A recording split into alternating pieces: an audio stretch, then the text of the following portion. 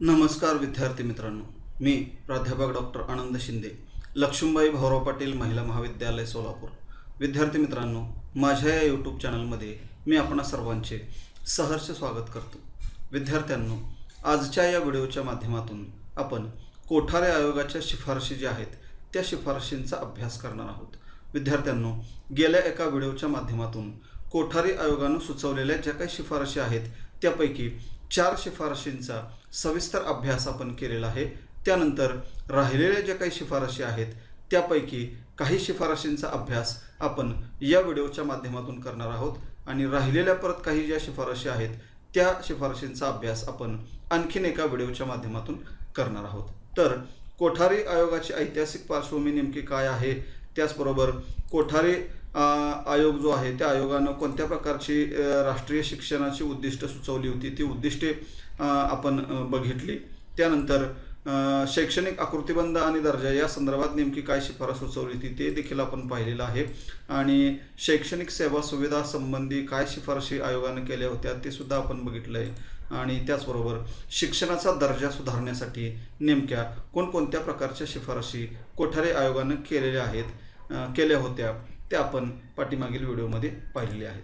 त्यानंतर मग पुढील 5 नंबरची शिफारस जी आहे ती म्हणजे शिक्षकांच्या दर्जा संदर्भात सुचवलेली शिफारस. म्हणजे कोठारी आयोगानं शिक्षकांचा दर्जा सुधारण्यासाठी देखील अनेक प्रकारच्या शिफारशी सुचवलेल्या आपल्याला दिसून येतील, की ज्याच्यामध्ये पहिली शिफारस आहे बघा की शिक्षकांचा आर्थिक, सामाजिक आणि व्यावसायिक दर्जा सुधारण्यासाठी अनेक प्रकारचे प्रयत्न केले पाहिजेत अशा प्रकारची अपेक्षा या ठिकाणी कोठारी आयोगानं व्यक्त केलेली होती.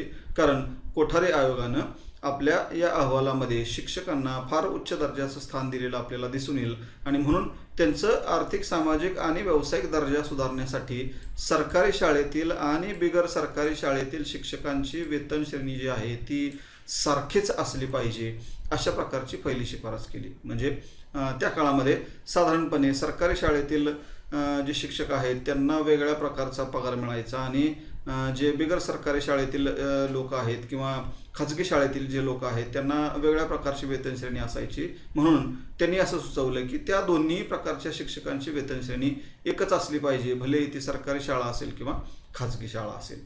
त्यानंतर शिक्षकांच्या सुयोग्य पगारवाढीला त्यांनी मान्यता द्यावी अशा प्रकारची एक शिफारस या ठिकाणी केलेली आहे. म्हणजे शिक्षकांचा दर्जा सुधारल्याशिवाय किंवा शिक्षकांची आर्थिक परिस्थिती सुधारल्याशिवाय चांगले लोक या शिक्षण क्षेत्राकडे वळणार नाहीत आणि म्हणून त्यांची पगारवाढ जी आहे ही पगारवाढ चांगल्या पद्धतीनं झाली पाहिजे, म्हणजे चांगले लोक या क्षेत्राकडे वळतील अशा प्रकारची अपेक्षा त्यांनी व्यक्त केलेली आहे.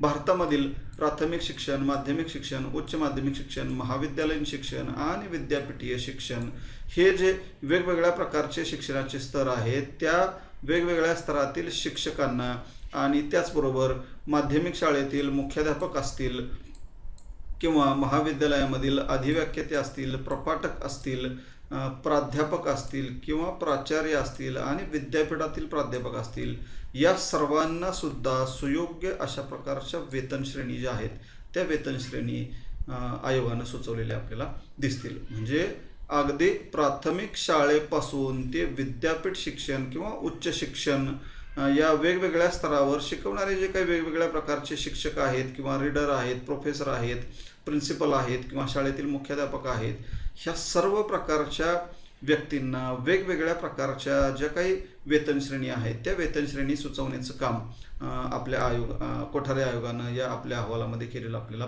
दिसून येईल. आणि त्याचबरोबर हे वेगवेगळ्या स्तरामधील जे काही शिक्षक आहेत त्या शिक्षकांच्या शैक्षणिक पात्रतेनुसार आणि त्याचबरोबर अनुभवानुसार किंवा सेवा ज्येष्ठतेनुसार देखील वेगवेगळ्या प्रकारच्या वेतन श्रेणी ज्या आहेत त्या वेतन श्रेणी कोठारी आयोगानं सुचवलेल्या आपल्याला दिसून येतील. म्हणजे त्या शिक्षकाची शैक्षणिक पात्रता जशी वाढत जाईल तशी त्याची वेतन श्रेणी सुद्धा बदलत जाईल किंवा त्याची सेवा ज्येष्ठता किंवा शिकवण्याचा अनुभव जो आहे, अध्यापनाचा जो अनुभव आहे तो अनुभव देखील वाढत जाईल, तशा पद्धतीनं त्याची वेतन श्रेणी देखील बदलत जाईल अशा पद्धतीच्या शिफारशी आयोगानं या ठिकाणी सुचवलेल्या आपल्याला दिसतील. त्यानंतर शासकीय शाळातील शिक्षक असतील किंवा अशासकीय शाळातील शिक्षक असतील यांच्या वेतन श्रेणीमध्ये किंवा इतर ज्या काही सेवा सुविधा आहेत त्याच्यामध्ये सुद्धा भेद करू नये अशा प्रकारची देखील एक शिफारस या ठिकाणी केलेली आहे. म्हणजे वेतन श्रेणी तर दोघांची सारखीच असली पाहिजे, मग ती शासकीय सरकारी शाळा असतील किंवा खाजगी शाळा असतील. मात्र त्या वेतन श्रेणीबरोबर इतर सुद्धा ज्या काही सेवा सवलती शिक्षकांना दिल्या जातात त्याच्यामध्ये सुद्धा भेद करू नये, ते सुद्धा सारखेच असले पाहिजे, अशा प्रकारची एक शिफारस या ठिकाणी केलेली आहे. त्यानंतर ग्रामीण भागामध्ये काम करणारे जे काही शिक्षक आहेत त्या शिक्षकांना निवासाच्या आवश्यक आणि योग्य त्या सुविधा पुरवल्या पाहिजेत, अशा प्रकारची एक महत्त्वाची शिफारस केली. कारण ग्रामीण भागामध्ये, खेडोपाड्यामध्ये, आदिवासी भागामध्ये काम करणारे जे शिक्षक आहेत त्यांना त्याच ठिकाणी जर निवासाची सुविधा उपलब्ध झाली तर ते शिक्षक मग शहरामधून ये जा करणार नाहीत आणि त्याच्यामध्ये त्यांना जाणारा जो काही आवश्यक वेळ आहे तो आवश्यक वेळ वाचेल आणि तो वेळ त्या ठिकाणी शाळेमधलं चांगलं काम करण्यासाठी त्यांना देता येईल. म्हणून निवासाच्या ज्या सुविधा आहेत त्या सुविधासुद्धा त्या ठिकाणी त्यांना पुरवल्या जाव्यात, अशा प्रकारची एक शिफारस केली आहे.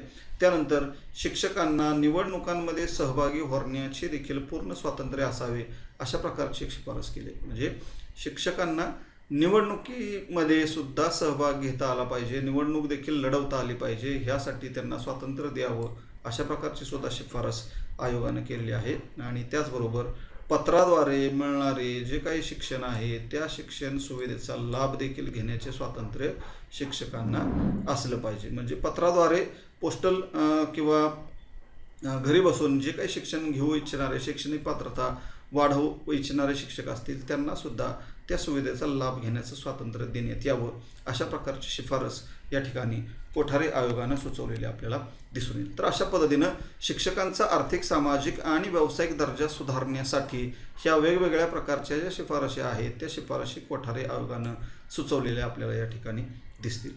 त्यानंतर मग पुढील शिफारस आहे 6 नंबरची, ती म्हणजे शिक्षकांचे शिक्षण किंवा शिक्षकांचे प्रशिक्षण. म्हणजे शिक्षक प्रशिक्षण ही सुद्धा अतिशय महत्त्वाची गरज आहे किंवा महत्त्वाची बाब आहे आणि म्हणून कोठारे आयोगानं शिक्षकांच्या प्रशिक्षणासंदर्भात देखील अनेक प्रकारच्या शिफारशी सुचवलेल्या आहेत. कारण शिक्षणाची गुणवत्ता आणि दर्जा सुधारावायचा असेल तर चांगल्या प्रतीचे, चांगल्या गुणवत्तेचे, चांगल्या दर्जाचे शिक्षकसुद्धा नेमले जाणं गरजेचं आहे आणि त्यामुळं त्या शिक्षकांना दिलं जाणारं प्रशिक्षण हे कसं असलं पाहिजे त्या संदर्भात सुद्धा या ठिकाणी कोठारे आयोगानं काही शिफारशी सुचवलेल्या आपल्याला दिसून येतील, की ज्याच्यामध्ये त्यांचं म्हणणं आहे की शिक्षकांच्या शिक्षणाबाबतचा एकांगीपणा नाहीसा केला पाहिजे आणि प्रत्येक प्रशिक्षण संस्थेमध्ये विस्तार सेवा विभागाची स्थापना केली पाहिजे. म्हणजे एकसुरीपणा जो या शिक्षक प्रशिक्षण संस्थांमध्ये आहे तो एकांगीपणा नाहीसा करून त्याच्यामध्ये बदल घडवणं गरजेचं आहे. वेगवेगळ्या प्रकारचे बदल त्याच्यामध्ये आले पाहिजेत किंवा अत्याधुनिक नवीन काळानुसार होणारे बदल जे आहेत ते बदल त्या ठिकाणी घडले पाहिजेत आणि त्यासाठी आणि काय केलं पाहिजे की प्रत्येक प्रशिक्षण संस्थेमध्ये विस्तार सेवा विभाग जो आहे तो विस्तार सेवा विभाग स्थापन केला पाहिजे, अशा पद्धतीची शिफारस कोठारे आयोगानं त्या काळामध्ये केली होती. मात्र हल्लीच्या काळामध्ये आपल्याला दिसेल की हे विस्तार सेवा विभाग दुर्मिळच आता आपल्याला या ठिकाणी पाहायला मिळतात. म्हणजे जसं आपल्या सर्व शिक्षण संस्थेचं सातारा या ठिकाणी असणारं आझाद कॉलेज ऑफ एज्युकेशन म्हणजे आझाद शिक्षणशास्त्र महाविद्यालय जे आहे त्या ठिकाणी हा विस्तार सेवा विभाग जो आहे किंवा विस्तार सेवा केंद्र जे आहे ते अजून देखील त्या ठिकाणी चालवलं जात असलेलं आपल्याला दिसेल. मात्र बऱ्याच ठिकाणी शासनाने हे विभाग जे आहेत ते बंद केलेले आहेत. म्हणजे ह्या विभागाच्या माध्यमातून अनेक प्रकारचे उपक्रम जे आहेत ते उपक्रम राबवले जावेत शिक्षकांसाठी, अशा प्रकारची अपेक्षा त्या काळामध्ये आयोगाने व्यक्त केली होती. त्यानंतर शिक्षणाच्या विविध स्तरावर प्रशिक्षण देण्यासाठी बहुव्यापक महाविद्यालये स्थापन करावीत, अशा प्रकारची सुद्धा एक शिफारस आयोगाने या ठिकाणी केलेली आहे. म्हणजे प्राथमिक शिक्षण असेल, माध्यमिक शिक्षण असेल, उच्च माध्यमिक शिक्षण असेल, हे वेगवेगळ्या स्तरावर दिले जाणारे जे काही शिक्षण आहे त्या शिक्षणाकरता जे काही शिक्षक शिकवतात, अध्यापन करतात, त्यांना प्रशिक्षण देण्यासाठी वेगवेगळ्या प्रकारची बहुव्यापक महाविद्यालय जी आहेत ती महाविद्यालय स्थापन करावीत, अशा पद्धतीची एक शिफारस या ठिकाणी कोठारे आयोगाने केलेली आहे. त्यानंतर प्रत्येक राज्यामध्ये एक राज्य शिक्षक प्रशिक्षण मंडळ स्थापन केलं जावं, अशा पद्धतीनं एक शिफारस केलेली आहे. म्हणजे राज्य शिक्षक प्रशिक्षण मंडळ प्रत्येक राज्यामध्ये किमान एक तरी असलं पाहिजे की ज्या राज्य शिक्षक प्रशिक्षक मंडळाच्या नियंत्रणाखाली त्या राज्यातले सर्व प्रकारचे शिक्षक प्रशिक्षण कार्यक्रम राबवणारे जे महाविद्यालय असतील किंवा संस्था असतील त्यांचे त्यांचं नियंत्रण हे या राज्य शिक्षक प्रशिक्षक मंडळाकडं असेल आणि यांनी ज्या काही सूचना दिलेल्या असतील त्या पद्धतीनं त्या ठिकाणी या प्रशिक्षण संस्था चालतील आणि या सर्व स्तरावरच्या शिक्षकांच्या प्रशिक्षणाची जबाबदारी ही या मंडळाची राहील. म्हणजे राज्य शिक्षक प्रशिक्षण मंडळ ही अशा प्रकारची एक संस्था किंवा मंडळ स्थापन करावी आणि या राज्य शिक्षक प्रशिक्षण मंडळाच्या माध्यमातून राज्यातील शिक्षकांच्या प्रशिक्षणाची जबाबदारी जी आहे ती जबाबदारी या मंडळावर सोपवण्यात यावी अशा पद्धतीची एक शिफारस या ठिकाणी सुचवली आहे. त्यानंतर शिक्षकांना अधिक कार्यक्षम बनवण्यासाठी प्रशिक्षण संस्थांमधील अभ्यासक्रम जो आहे तो अभ्यासक्रम बदलला पाहिजे किंवा त्याची पुनर्रचना करण्यात आली पाहिजे अशा प्रकारची पण एक शिफारस या ठिकाणी केली आहे. म्हणजे शिक्षकांना अधिक दर्जेदार गुणवत्तापूर्ण कार्यक्षम जर बनवायचा असेल तर तोच अभ्यासक्रम जो शिकवला जातोय तो अभ्यासक्रम या ठिकाणी बदलला पाहिजे आणि काळानुसार जे काही शिक्षण क्षेत्रामध्ये बदल झालेले आहेत त्या बदलांचा समावेश या अभ्यासक्रमामध्ये झाला पाहिजे आणि शिक्षक प्रशिक्षणाचा अभ्यासक्रम सुद्धा बदलला पाहिजे, त्याची सुद्धा पुनर्रचना करण्यात आली पाहिजे अशा प्रकारची एक शिफारस या ठिकाणी सुचवलेली आहे. त्यानंतर माध्यमिक शिक्षण पूर्ण केलेल्या शिक्षकांसाठी प्रशिक्षणाचा कालावधी जो आहे तो 2 वर्षांचा असावा अशा प्रकारची शिफारस केलेली आहे. म्हणजे माध्यमिक शिक्षण म्हणजे साधारणपणे 11वी-12वी पर्यंतचे जे उच्च माध्यमिक शिक्षण आहे हे उच्च माध्यमिकचं शिक्षण पूर्ण केल्यानंतर जे विद्यार्थी किंवा जे लोक शिक्षक होऊ इच्छितात त्यांच्यासाठी हा अभ्यासक्रमाचा किंवा प्रशिक्षणाचा कालावधी किती वर्षाचा असला पाहिजे तर 2 वर्षाचा असला पाहिजे अशा प्रकारची शिफारस या ठिकाणी केली आहे. म्हणजे 12वीचं शिक्षण घेतल्यानंतर ज्यांना शिक्षक बनायचं आहे त्यांच्यासाठी हा प्रशिक्षणाचा कालावधी 2 वर्षाचा असावा अशा प्रकारची शिफारस या ठिकाणी केलेली आहे.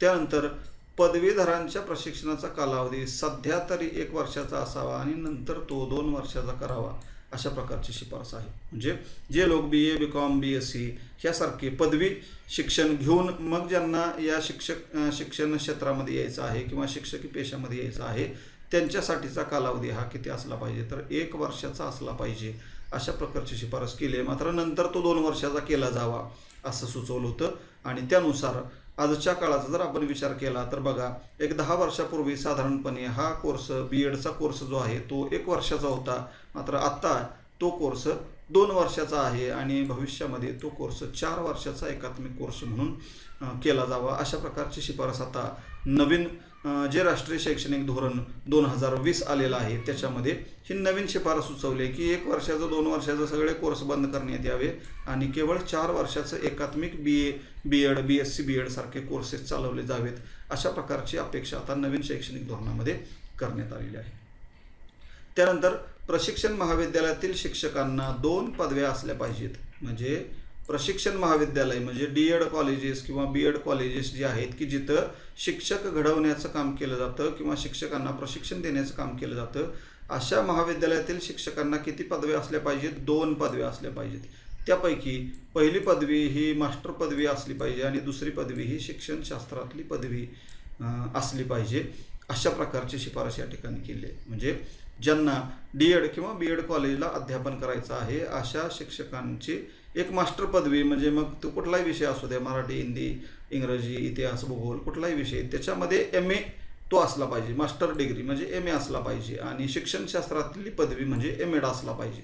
मास्टर इन एज्युकेशन MEd असला पाहिजे. म्हणजे 2 मास्टर डिग्र्या त्याच्याकडे असल्या पाहिजेत. अशाच शिक्षकांना या प्रशिक्षण महाविद्यालयामध्ये शिकवता येईल आणि हा MEdचा जो कोर्सचा कालावधी आहे तो 1.5 वर्षाचा असावा अशा प्रकारची शिफारस त्या काळामध्ये आयोगानं केली होती. त्यानंतर शिक्षकांच्या प्रशिक्षणासाठी उन्हाळी संस्थांची स्थापना करण्यात यावी आणि पत्राद्वारे शिक्षणक्रम पूर्ण करण्याची सोय या उन्हाळी महाविद्यालयामध्ये करावी अशा प्रकारची एक शिफारस केलेली आहे. म्हणजे ज्या शिक्षकांना आपली शैक्षणिक पात्रता वाढवायची आहे आणि उच्च पात्रता आपल्याला प्राप्त करायची असेल तर त्यांच्यासाठी ह्या उन्हाळी संस्थांची स्थापना करावी आणि या उन्हाळी संस्थांच्या माध्यमातून पत्राद्वारे त्यांना किंवा दूरस्थ शिक्षणाच्या माध्यमातून त्यांना ही शैक्षणिक पात्रता वाढवण्याची संधी द्यावी अशा प्रकारची शिफारस या ठिकाणी केलेली आहे. त्यानंतर प्रशिक्षण महाविद्यालयामध्ये शिक्षण घेणारे जे काही विद्यार्थी आहेत त्या विद्यार्थी शिक्षकांना विनाशुल्क शिक्षण दिलं जावं किंवा त्यांना शिष्यवृत्त्या आणि शैक्षणिक कर्ज देण्याची व्यवस्था केली जावी अशा प्रकारची एक शिफारस या ठिकाणी केलेली आहे. म्हणजे जे डी.एड किंवा बी.एड करू इच्छितात त्यांना विनाशुल्क शिक्षण द्या, त्याचबरोबर त्यांना शिष्यवृत्त्या द्या किंवा कर्ज देण्याची सुद्धा व्यवस्था केली जावी अशी एक शिफारस केली आहे. शिक्षकांची संख्या वाढवण्याच्या दृष्टिकोनातून प्रशिक्षण सुविधा सुद्धा वाढवल्या पाहिजेत. म्हणजे जर शिक्षकांची संख्या आपल्याला वाढवायची असेल तर डी.एड बी.एड हे जी प्रशिक्षण महाविद्यालय आहेत त्यांची संख्या सुद्धा वाढवली पाहिजे अशा प्रकारची एक शिफारस या ठिकाणी आयोगानं केलेली आहे. त्यानंतर पुढील 7 नंबरची शिफारस आहे ती म्हणजे शिक्षणाच्या संधीची समानता. शिक्षणाच्या संधीची समानता म्हणजे कोठारे आयोगानं जेव्हा 2 वर्ष या भारतातील शैक्षणिक परिस्थितीचा अभ्यास केला, म्हणजे 1964ला कोठारे आयोगाची स्थापना झाली होती आणि 1966ला त्यांनी आपला अहवाल सादर केला. म्हणजे 2 वर्षाच्या प्रदीर्घ कालावधीमध्ये त्यांनी भारतातील जी काही शैक्षणिक परिस्थिती अभ्यासली, हाताळली, त्याच्यामध्ये त्यांना असं स्पष्टपणे जाणवलं होतं की भारतामध्ये शिक्षण क्षेत्रामध्ये 2 प्रकारच्या असमानता आहेत. भारतामध्ये शिक्षण क्षेत्रामध्ये 2 प्रकारच्या असमानता आहेत. त्या कुठल्या आहेत तर एक म्हणजे मुला-मुलींच्या शिक्षणातील असमानता आणि दुसरी आहे विकसित आणि मागासवर्गीयांच्या शिक्षणातील असमानता. म्हणजे भारतामध्ये शिक्षण क्षेत्रामध्ये 2 असमानता आहेत. ती म्हणजे मुला-मुलीमध्ये म्हणजे जेंडर इक्वॅलिटी ज्याला आपण म्हणतो, इनइक्वॅलिटी. तर मुला-मुलींच्या शिक्षणामधली ही पहिली असमानता आहे आणि दुसरी आहे विकसित आणि मागासवर्गीय विद्यार्थ्यांच्या शिक्षणामधील असमानता. म्हणजे ह्या 2 प्रकारच्या असमानता कोठारे आयोगाला त्या काळामध्ये आढळल्या होत्या आणि मग ह्या 2 असमानता दूर करण्यासाठी शिक्षणाच्या संधीची समानता प्रत्येकाला दिली गेली पाहिजे अशा प्रकारच्या शिफारशी त्यांनी सुचवल्या. आणि मग ही समानता देण्यासाठी काय केलं पाहिजे तर शिक्षणातील ही असमानता दूर करण्यासाठी 5व्या पंचवार्षिक योजनेमध्ये निम्न माध्यमिक स्तरापर्यंतचे शिक्षण हे विनाशुल्क करावे अशा प्रकारची शिफारस पहिली त्यांनी केली. म्हणजे ही शिक्षणातील असमानता जर दूर करायची असेल तर त्या काळामध्ये 5वी पंचवार्षिक योजना चालू होती आणि मग त्यांनी असं म्हटलं की त्या 5व्या पंचवार्षिक योजनेपर्यंत अखेरपर्यंत निम्न माध्यमिक स्तराचं जे शिक्षण आहे म्हणजे साधारणपणे 8वी पर्यंतचं जे शिक्षण आहे ते 8वी पर्यंतचं शिक्षण हे विनाशुल्क करण्यात यावं अशा प्रकारची पहिली शिफारस केली. त्यानंतर दुसरी शिफारस काय बघा की 10 वर्षामध्ये गरीब आणि होतकरू विद्यार्थ्यांना उच्च माध्यमिक आणि विद्यापीठीय शिक्षण सुद्धा विनाशुल्क करावे. म्हणजे 5व्या पंचवार्षिक योजनेच्या अखेरपर्यंत 8वीपर्यंतचं शिक्षण हे मोफत दिलं झालं पाहिजे आणि पुढील 10 वर्षानंतर म्हणजे त्यानंतर 10 वर्षानंतर जे काही कोणी गरीब होतकरू विद्यार्थी असतील त्यांना उच्च माध्यमिक म्हणजे 11वी 12वीचं शिक्षण आणि विद्यापीठीय म्हणजे उच्च शिक्षण जे आहे ते सुद्धा विनाशुल्क दिलं जावं अशा प्रकारची शिफारस त्या काळामध्ये केली होती. त्यानंतर शिक्षणाचा खर्च कमी करण्यासाठी देखील आयोगानं अनेक प्रकारच्या सूचना केल्या होत्या. तर त्या सूचना कोणत्या आहेत बघा की खर्च कमी करण्यासाठी ग्रंथालयामध्ये पुरेशा प्रमाणात पाठ्यपुस्तके ठेवावेत आणि ती पाठ्यपुस्तके होतकरू आणि हुशार विद्यार्थ्यांना वाचण्यासाठी ठेवावेत किंवा त्यांना आर्थिक मदतसुद्धा मंजूर करावी की जेणेकरून ते या मदतीमधून पुस्तके खरेदी करू शकतील. म्हणजे एकतर ग्रंथालयामध्ये मुबलक प्रमाणात पाठ्यपुस्तके ठेवावीत की जेणेकरून गरीब विद्यार्थ्यांना ती पाठ्यपुस्तकं तिथं उपलब्ध होतील.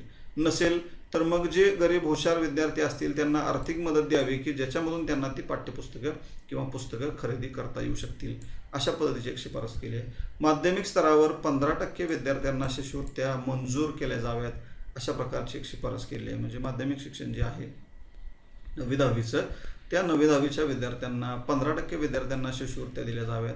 त्यानंतर 1976 पर्यंत पदवीपूर्व विद्यार्थ्यांना 15% शिष्यवृत्त्या मंजूर कराव्यात आणि 1986 पर्यंत ही टक्केवारी 25 पर्यंत वाढवावी अशी शिफारस केली. म्हणजे 66ला हा आयोग स्थापन झाला. त्यानंतर पुढील 10 वर्षापर्यंत काय सांगितलं आहे की 12वी पर्यंतच्या विद्यार्थ्यांना ही 15% शिष्यवृत्त्या द्याव्यात आणि त्याची संख्या आणखीन 10 वर्षानं 25% वाढवण्यात यावी.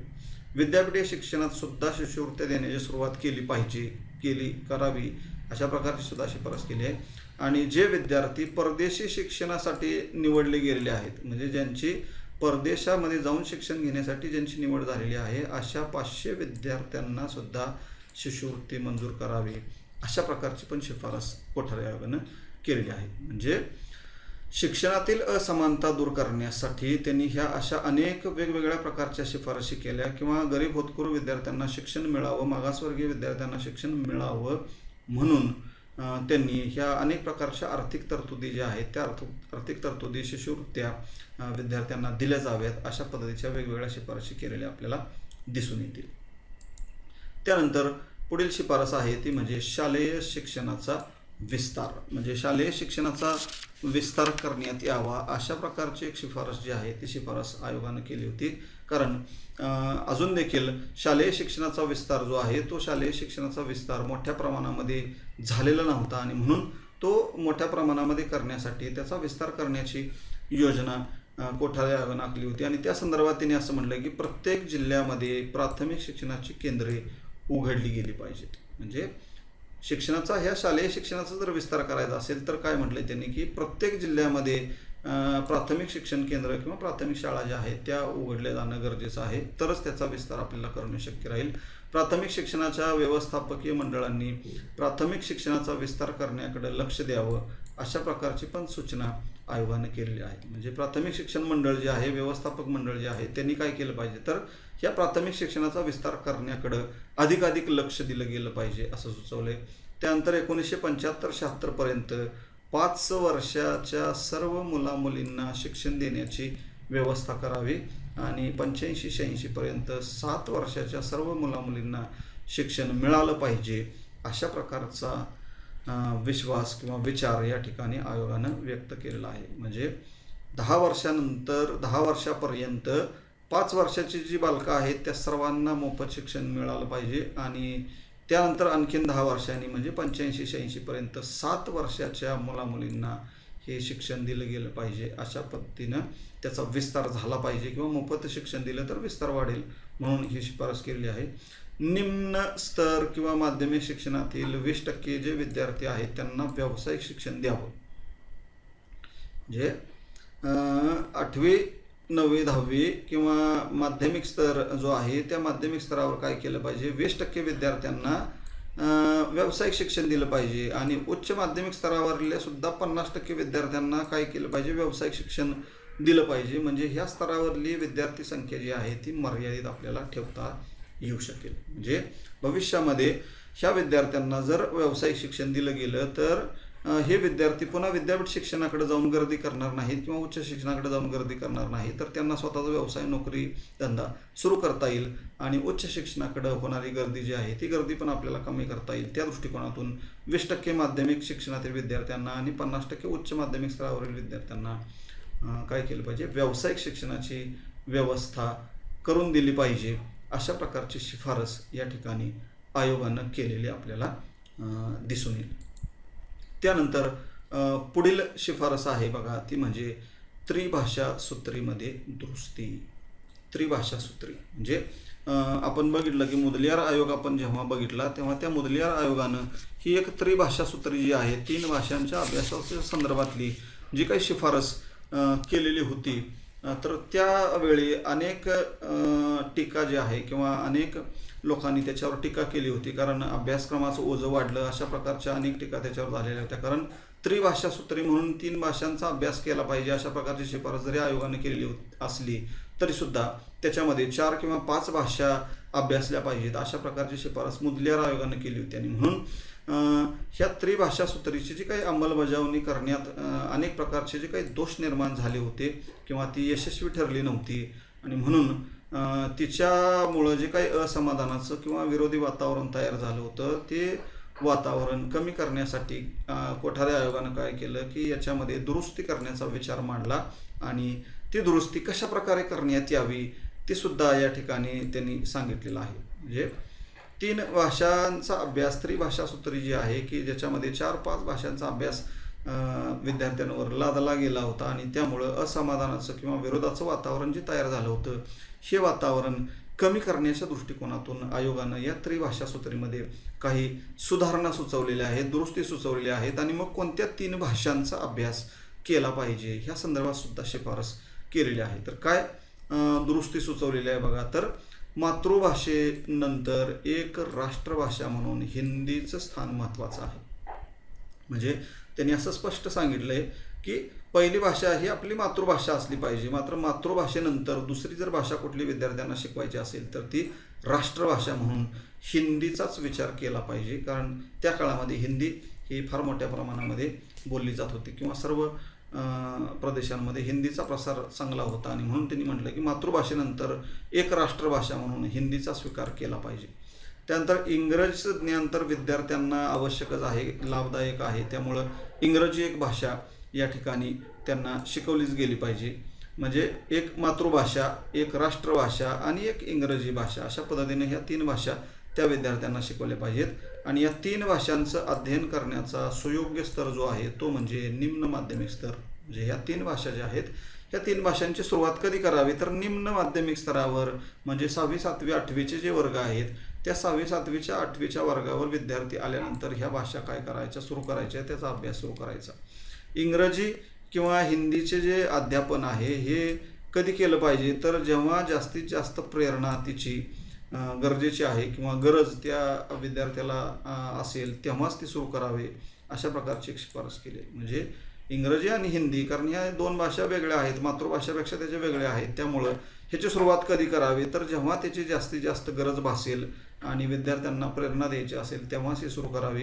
आणि कोणत्याही स्तरावर 4 भाषांचे अध्यापन सक्तीचे करू नये अशा पद्धतीची पण शिफारस आयोगाने केली आहे. कारण मुदलियार आयोगानं तेच केलं होतं की 4-5 भाषा सुचवल्या होत्या आणि म्हणून इथं त्यांनी म्हटलं की कोणत्याही स्तरावर 4 भाषांचं अध्यापन सक्तीचं करू नये. 3च भाषा, त्रिसूत्री म्हणजे 3च भाषा असल्या पाहिजेत. तर ह्या त्रिसूत्री मग नेमकी कुठली असली पाहिजे किंवा त्रिभाषा नेमक्या ह्या कुठल्या असल्या पाहिजे तर त्यांनी सांगितलं बघा, मातृभाषा किंवा प्रादेशिक भाषा. म्हणजे पहिली भाषा कुठली असावी पाहिजे तर मातृभाषा असावी किंवा त्या प्रदेशातली प्रादेशिक भाषा असली पाहिजे. म्हणजे समजा आपण महाराष्ट्रामध्ये राहतोय तर आपली प्रादेशिक भाषा किंवा मातृभाषा काय आहे, मराठी आहे. त्यानंतर दुसरी काय आहे, राष्ट्रभाषा किंवा संघभाषा किंवा राष्ट्रभाषेशी संलग्न भाषा. म्हणजे राष्ट्रभाषा कुठली आहे तर आपली हिंदी आहे, म्हणून या ठिकाणी हिंदीचा वापर केला पाहिजे. आणि तिसरं म्हटलंय की एक आधुनिक भारतीय किंवा युरोपियन भाषा. म्हणजे एक आधुनिक भारतीय किंवा युरोपियन भाषा म्हणजेच इंग्रजी भाषा जी आहे ती इंग्रजी भाषा. आणि ही भाषा विद्यार्थ्यांच्या अभ्यासक्रमातून निवडलेली नसावी तर ती शिक्षणाचे माध्यमसुद्धा नसावी.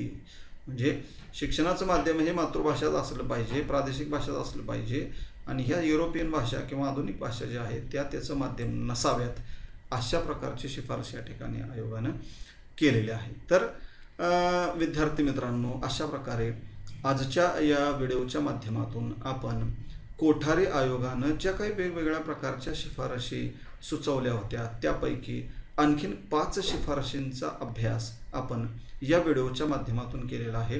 राहिलेल्या आणखीन ज्या काही शिफारशी असतील त्या शिफारशींचा अभ्यास आपण पुढील व्हिडिओच्या माध्यमातून करणार आहोत. विद्यार्थ्यांनो, हा व्हिडिओ जर आपणाला आवडलेला असेल तर नक्कीच याला लाईक आणि शेअर करायला विसरू नका. धन्यवाद.